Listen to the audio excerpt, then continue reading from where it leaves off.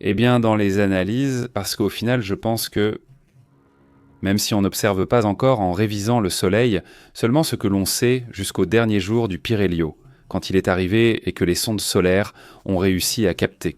Comment va en ce moment l'Atlas 13 lui-même? Mais en ce moment, dans une série de recherches, ils assurent que quelque chose d'étrange entoure cette comète, n'est-ce pas? D'après ce qu'ils rapportent, pendant qu'il revient. Le 11 novembre, le télescope Lowell Discovery a capturé une image qui serait essentielle concernant l'objet. 3 et Atlas, permettant d'analyser les effets possibles de leur interaction avec le Soleil. L'image, pour être précis, c'est celle-ci. D'après ce qui a pu être analysé, la déviation de la lumière provoquée par la gravité solaire de 3 et Atlas est détectable et mesurable. Bien qu'elle soit bien inférieure à l'anomalie enregistrée par l'observatoire ALMA, selon ce que rapporte l'autre observatoire, il y a une déviation de 4 secondes d'arc par rapport à la trajectoire prévue, ce qui suggère qu'il existe une accélération non gravitationnelle.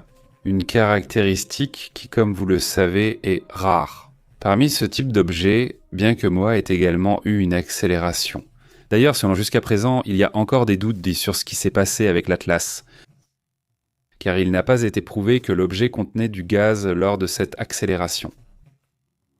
C'est-à-dire qu'on aurait dû voir la traînée de gaz pour que l'accélération de type MOA ait eu lieu.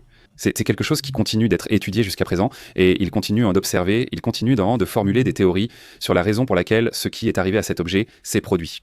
Cette fois-ci, ce qui attire l'attention, et cela a pu être confirmé par l'EES. Attention les ondes, attention la sonde Observatoire solaire, le stéréo qui est un autre œil stéréo, et la Geostationary Operational Environmental Satellite Dix-9, celle qu'ils ont montrée. Laissez-moi mettre l'image, ou plutôt les images. Celle que nous voyons dans cette partie, celle de Geostationary Operational Environmental Satellite, celle que nous voyons de ce côté, et celle de Solar and Heliospheric Observatory, celle de stéréo et une autre de stéréo. Ces images ont révélé que quelque chose d'étrange entoure l'objet du 3 et Atlas. C'est-à-dire cette couche de brillance qu'il a, ne correspondrait pas à ce qui est attendu, disons, à l'objet. Ils assurent que la lueur est inhabituelle et que la coloration tend davantage vers une onde lumineuse, la coloration. Donc, cela a aussi été une autre des anomalies, identifiant jusqu'à présent officiellement 9 anomalies.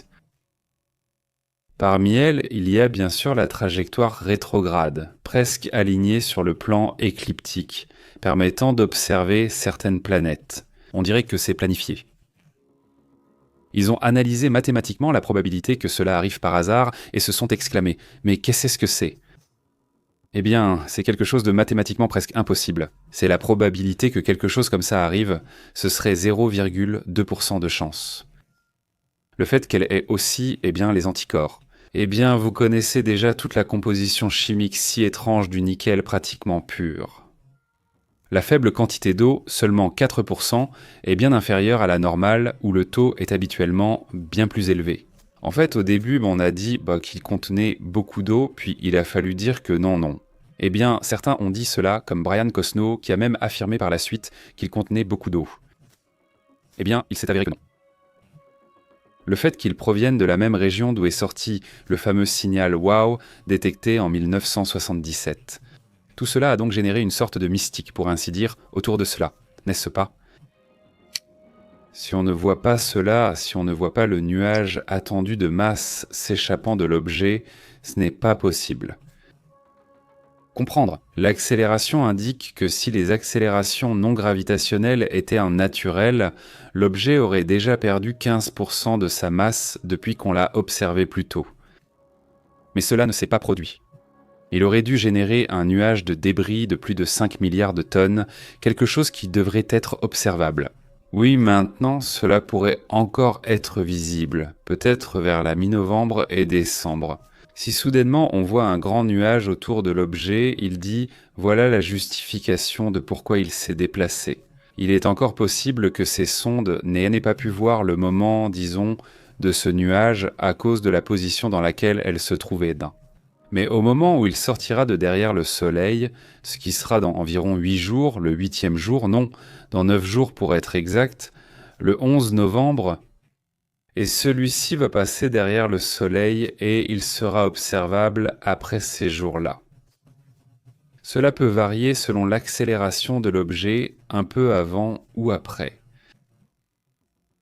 Quand il sortira, s'il a un grand nuage spectaculaire, tu diras « Ah, c'est la réaction des produits chimiques qu'il contient, la comète qui le pousse. » Et c'est parfaitement explicable, s'il n'a pas ce nuage et que cette masse n'a pas diminué. Donc cela signifie que c'est peut-être quelque chose de plus étrange ou exotique, qui sait? Non, mais au moins nous devrions continuer à analyser cela. Passons à un autre sujet concernant les questions géopolitiques et internationales. Aujourd'hui, il y a un rapport très important. C'est un rapport publié par l'INO.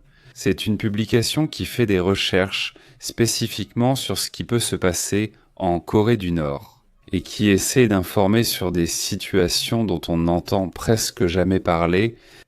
Et ce sont des rapports très durs, parfois très choquants, qu'on ne voit pas habituellement, disons, parce qu'il y a une censure terrible en Corée du Nord, n'est-ce pas? Une série d'images est publiée, l'une d'elles par The League Corée du Nord, où il montre la situation de crise que traverse la Corée du Nord. La Corée du Nord fait face à une crise alimentaire si aiguë qu'en ce moment, des citoyens nord-coréens se rendent dans certaines localités, certaines villes, pour vendre leur sang et pouvoir se nourrir. Dans des villes comme Hambourg, c'est la ville du jambon. Si tu vas à Pyongyang, tu verras sûrement les choses un peu mieux, peut-être même très bien, parce qu'ils vont te montrer l'image qu'ils veulent présenter. Mais si tu vas dans d'autres endroits, la situation est effrayante, c'est très grave, il manque de la nourriture.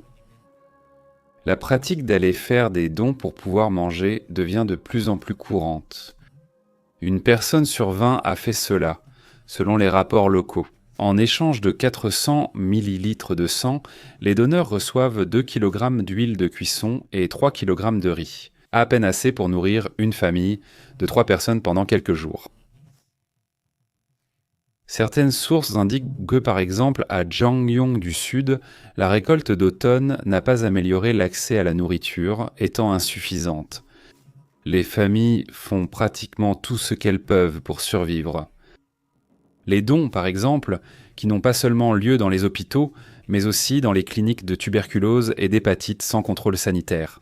Ils ont distribué cette nourriture dans des endroits où plusieurs activités se déroulent. Disons pas très bonne, que je ne vais pas raconter ici, mais ce que je veux dire, c'est que la situation est terrible. Des situations, par exemple, à Ryonggang, à Jangyong du Nord et dans d'autres régions, ont pu être constatées. Et cela aussi avec une enquête très compliquée, où l'on parle déjà de famine généralisée. La situation est extrêmement difficile à observer.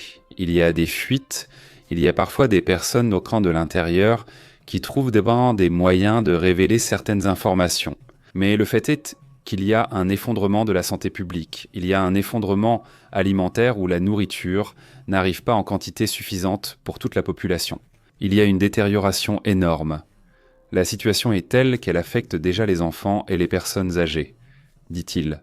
Des organisations humanitaires récentes y ont averti qu'en ce moment, il y a une détérioration nutritionnelle dans les secteurs vulnérables, notamment chez les enfants et les personnes âgées. L'aide extérieure demeure limitée à cause des restrictions gouvernementales. Donc, vous pouvez déjà imaginer vers où tout cela se dirige, n'est-ce pas?